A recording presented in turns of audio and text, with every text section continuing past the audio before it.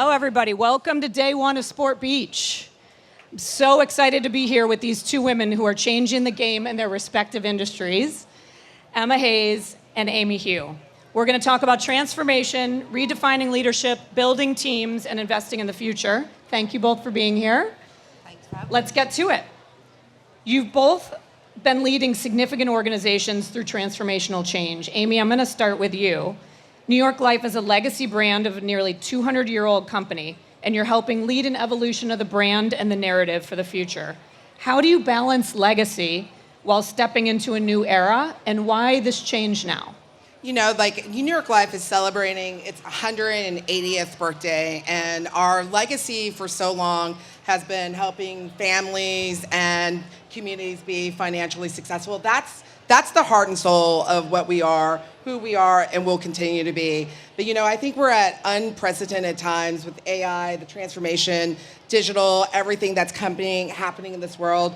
And so we're doing a transformation in our brand because unprecedented times require different needs, and we want to be there for our customers wherever they may need. And so a lot of the strategy we've been doing is how can we be anticipatory and predictive about things that are happening in this world, and how do we continue our mission of making families and communities financially successful? Coach, this question, you've probably been asked many times, but you've stepped into a historic program. You won a gold medal with the women. Yes, we can cheer for that. Thank you. And you're transforming women's soccer and shaking things up. Why innovate if things were working, and how do you get the right balance between between change and stability? Well, I think at a basic level, whatever got us here won't get us to the next point. Like if I listen to what Amy's saying about being intentional, about not just anticipating and predicting what's ahead, but you also have to keep stimulating the learning, the growth amongst your people. And I'm fortunate enough to manage a program that has a hugely successful history. And I always talk about I'm building on the shoulder of giants. And that foundation, that platform is something I always like to highlight within the program. But I think it is about creating new history, new heights, new identity, because that's relevant to the current crop and the current generation. And for both of you, are there certain pain points or lessons that you've been learning as you're going through these changes and having to lead with organizations that have such incredible history and also trying to make that change going forward? Are there any lessons that you've learned? I think for me, we've been talking a lot about like having the right mindset, the skill set, and having a mandate, and having organizations that support that, and if you want to be anticipatory and you want to anticipate and how to really build and grow programs and leaders, it's really making sure that they have the right frame of mind, the mindset, and then what new skills do they need to develop, and then having the organization support like the mandate for innovation or change. And you know that's not new, but it's hard to get everyone behind. So it is more of a shift in how we think than anything else. Well, I think I can add to that and say, when you're leading a program like I am that has so much at stake and so much expectation, I've learned how, through my own career, the importance of managing the media, and within that, for some of that, how I've watched so much pressure that young athletes are being exposed to, that everybody is talented that plays or works at the highest level, but there is a difference between talent and skill. And the skill development in and around, whether that's personal resilience, whether that is developing your growth mindset, whether that is developing your understanding of your own emotional intelligence, all of those skills have to be intentionally developed, and that they're young people between the ages, in my case, 17 and could be anywhere up to 35. and that you have to work on those things to be ready for the very biggest moment in a way that by the time it comes, you've already experienced it 1,000 times. It's that muscle memory that you're building, literally and figuratively. Yeah, and doing a lot of classroom work. You know, I work with my own coach, and together with her, develop a curriculum around developing what I call mental fitness. And we talk so much about developing the physical muscles to go and play the sport. I know, but how about this muscle? How are we developing that side by side to cope with all of the challenges that happened, and also to do it through a female lens, because understanding the differences that women go through is something that I am also very intentional about. And what does it take to have that mental fitness? You're both at the height of your careers. How do you think about developing that fitness? What are the things that you think it requires to have the resiliency to be able to come back? I am mostly interested in what Coach Hayes has to say about that. Well, I think it starts with knowing yourself. So I always want to know, well, why do you want to do it? Why do you do what you do every day? And then when you understand why people do what they do, it's getting underneath that and saying, okay, can you tell me what it looks like when you're in your best place or you're in the flow? Oh, and by the way, what does it look like when it isn't? One, so that I know what it looks like, your teammates know that it looks like. Three, so that we can either help you with that because we understand you a little bit better, and we either create situations that you may require to get out of that. And then importantly, how are you working at all of those things? Because so often we don't understand what that looks like. So for a professional athlete, when they're having, I don't know, they're not playing well, or they're not happy, or they've got stuff going on, they'll have certain physical triggers that might happen. I have one player who says, I always wag my finger when it's not going well. And I'll say to her, okay, but what do you need when that happens? And she'll say, I just need you to give me a next action. And whereas the next one might say, can you show encouragement? So I'll have to individualize for each and every one of them. Coach them individually. I think that's really, really great advice. And I think, Amy, a bit of a segue to talk a little bit about your strategy with New York Life and your sports partnerships. As we think about the investments that you all have made in MLB and U.S. soccer this past year, why is the investment worth making, and how do these help tell the New York Life story? So I think that we are the sponsor for Major League Baseball, but we are also the sponsor for the U.S. men and women's national soccer team. And we were so proud and happy to have Coach Hayes as part of that organization. It's been, spectacular. The reason why we did it is because we really see sports as a metaphor for our business. And sports is a metaphor for what we do every day. We have about 12,000 financial advisors and agents who are really there to help you accomplish more. And we believe in the power of teamwork. We believe in the power of teams. We believe in having a great coach, because that great coach is going to help push you further than you ever have done before, which is why we really hearken to great leaders like Coach Hayes. We also care a lot about our communities and what we have done and what we want to do. And so when we looked at the opportunity to sponsor teams, New York Life really wanted to be part of the soccer, not only because it's a growing sport in the United States, but it's so diversified. It gives us more access to different types of communities and different people.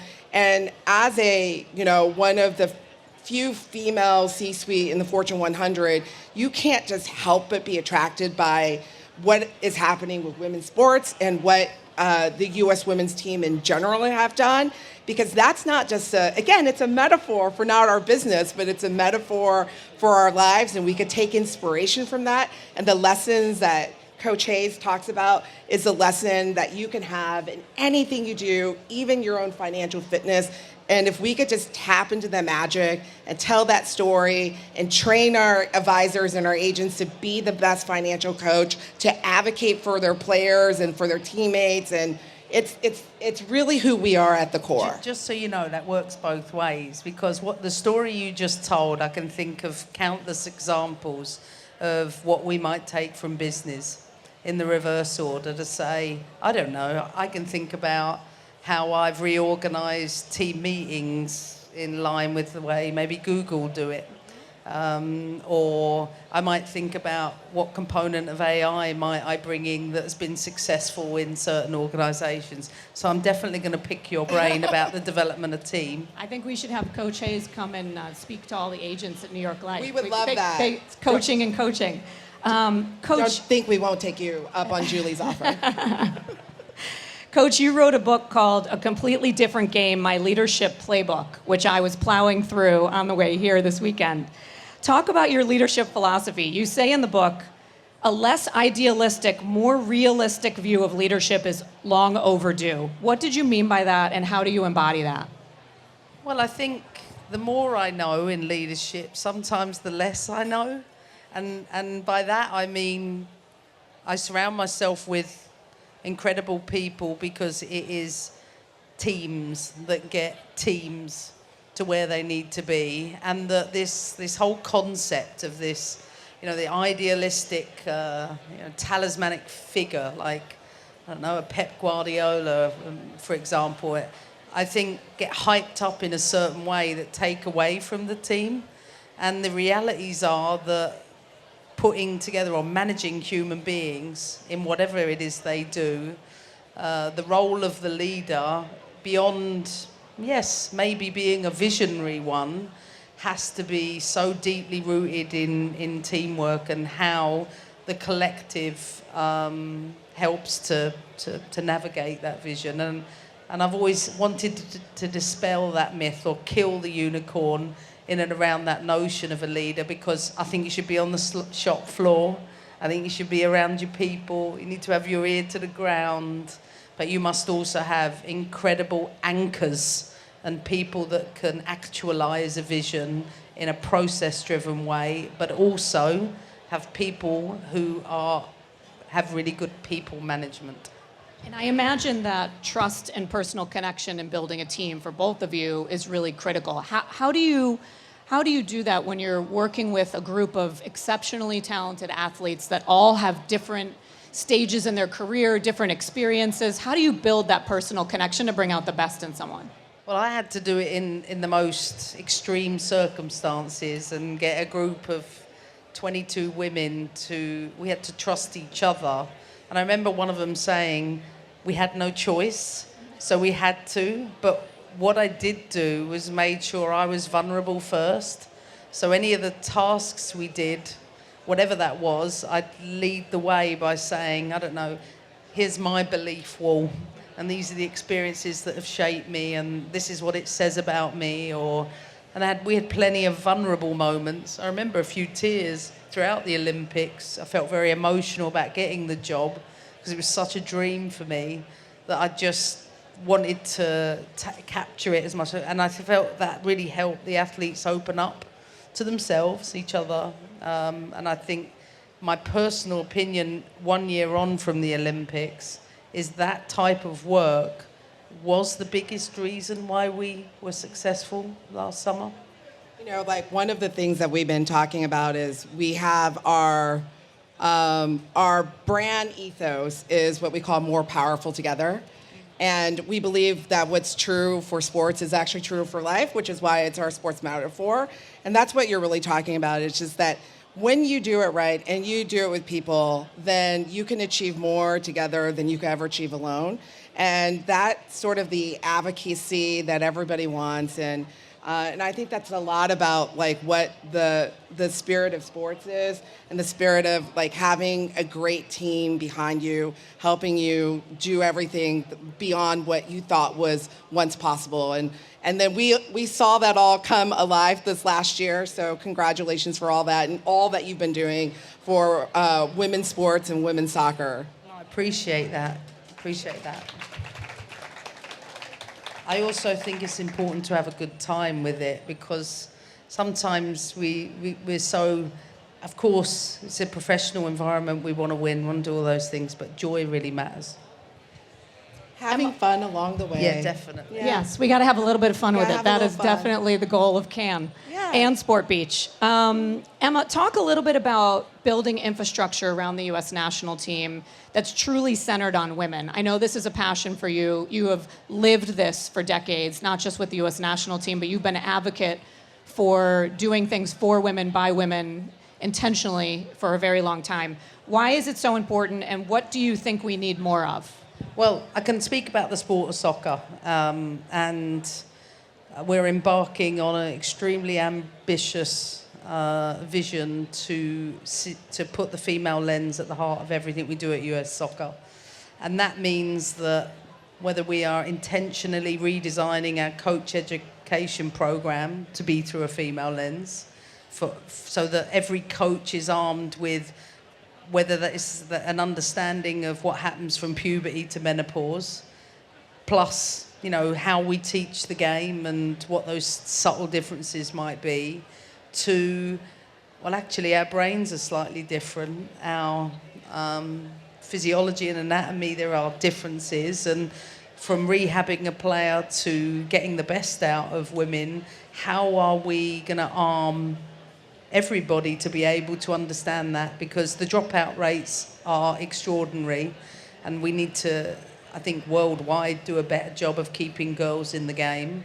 But also from a leadership perspective, and we talked about this backstage, there are unique needs and differences. Sometimes women are carers, whether that be for children, whether that be for parents and beyond. And I think we have to think slightly differently if we want to keep women involved at every level. That's something I hope to have a major impact on. So if there were two areas for people to be investing in, we've got a lot of brands here with opportunity. Where would you say are the two areas you think are underinvested for women's sports right now? Well, if I was to think in women's health, let's talk about from a performance perspective, how important it is for us to know some of our inflammatory markers, so that when we're performing, you know, our cortisol's high, our, you know, low in estrogen or whatever that might be.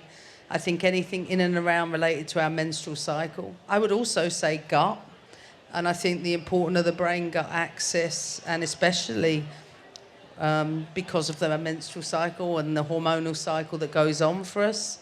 And I think precision and individualized health insights that are pertinent and relatable to us. So let's take, for example, we can talk about the importance of cold plunges. I know, but that might not apply to every woman. In fact, that might do more harm than good for us. I would feel really good right now.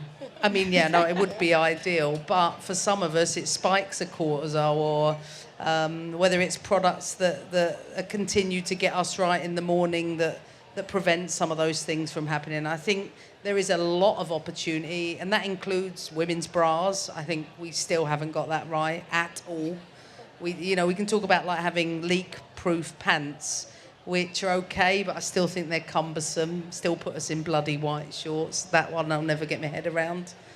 Where do we begin? I think there's our shoes. Like, how intentional are we being about the fact that our anatomy is slightly different and our feet sit slightly differently? Or what about the Q angle situation from our hip to our knee, and how are we contemplating some of the support mechanisms we need to ensure that we can perform at a high level and minimise the impact in injury? And I know there's a bunch of... Oh, there's a couple more. Endocrine disruptors. So how more intentional are we going to be in and around our products? Yeah, I'm sure there's... In fact, I don't know who's here, so I don't know what I'm talking about. But from the beauty world, that may be thinking about more clean products, skin, makeup, hair. Massive. And you're seeing a lot of this research starting now. I've seen there's significant investments going in from US Soccer, from FIFA, all around health and wellness around women, anatomy. So it's progress, but we've got some ways to go. That's an understatement. Amy, a hard segue from talking about women's cycles and an endocrine system to talking about what's next for you all and what you're investing in the communities and youth sports, because I actually think it's incredibly important as we're thinking about that investment and keeping kids and girls in sports. What are you guys doing? Yeah, so before I make a hard pivot, I think that one of the things for brands and, the investment that we're making in the, U.S. men and women's soccer team is really aligned to our values and, in health and women's health in particular are just a reflection and, that's how you should really select if you want to partner and, the research and everything that you're doing, even being able to talk about women's cycles on sports speech and cons is a far, far departure from when I was in 8th grade health, right? So these are all the important things that bring people forward. And I think that that's part of our investment and is we believe that we need to invest in education, financial education, because education leads to healthy lives and bodies. And one of the things that we're so excited about is that we're going to be launching a scholarship for kids so they can achieve and do things that they've never thought that they could have before. We're not tying it to an academic scholarship. We're not tying it to a sports scholarship. We're tying it to financial education, understanding the basics, and just understanding how money works, because money, unfortunately, at the end of the day, understanding how that works allows you to make better choices. So we're going to be giving away hundreds of thousands of dollars in scholarships, and we're so excited about it. It's part of our commitment back to communities. We've got, over 12,000 advisors and agents in our communities trying to make things better. Education is part of giving back. Investing in places like women's sports is another way that we're giving back, and that is such an important alignment to our strategy and who we are as a business. It's amazing. I think it's an amazing program. It's an example of investing in the right things to help people get to their best selves. It's a lot of what you talk about in your book, Coach. One of the things that I thought was really interesting in there was around the principles. When you were the manager at Chelsea, you had a couple principles that you rallied around, and one of them was be brave.